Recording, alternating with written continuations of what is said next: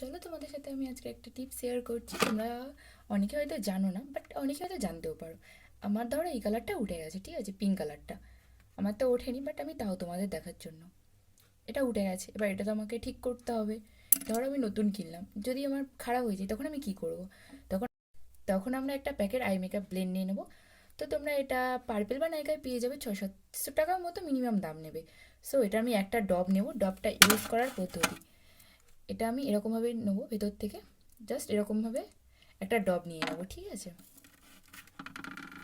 নিয়ে আমি আইশ্যাডোর উপরে 1 ফোঁটা ফেলবো, 1 ফোঁটা 2 ফোঁটা যতটা ভাঙবে, আমি 2-3 ফোঁটা নিয়ে নিয়েছি। তো আমি এটা দিয়ে ইউজ করতে পারি, বাট আমার হাত দিয়ে এটাই বেশি বেটার লাগে। তো আমি হাত দিয়ে চেপে দেবো।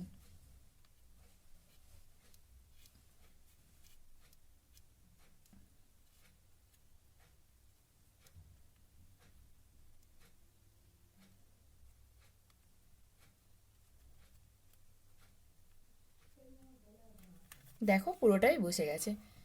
আর ফেলছি, দেখো হচ্ছে না। সো তুমি, আমি এটা তুলে দিচ্ছি, দেন আমি ফিক্সারটা নিয়ে নাও। দেখো আমি তখন এটা দিয়ে ইউজ করেছি, এখন এটা দিয়ে, তবে এটা বেস্ট রেজাল্ট পাওয়া যায় এটাতে। নর্মাল তোমরা কিছুক্ষণ স্টে করবে, ঠিক আছে, তারপর তোমরা কিছু কাজ করবে। তোমাদের সাথে আরেকটা সহজ টিপ, দেখো আমাদের তো সবার প্যাকেট ডব ইউজ করব, করার পর আমরা মুখে অ্যাপ্লাই করবো, এটা সবাই আমরা জানি। বাট তাও তোমাদের সাথে ওটা শেয়ার করছি, তো এটা শেয়ার করে দিলাম। তোমার নতুন নতুন টিপস অবশ্যই আমার চ্যানেলটা সাবস্ক্রাইব করো, আর কেমন লাগলো অবশ্যই আমাকে জানিও।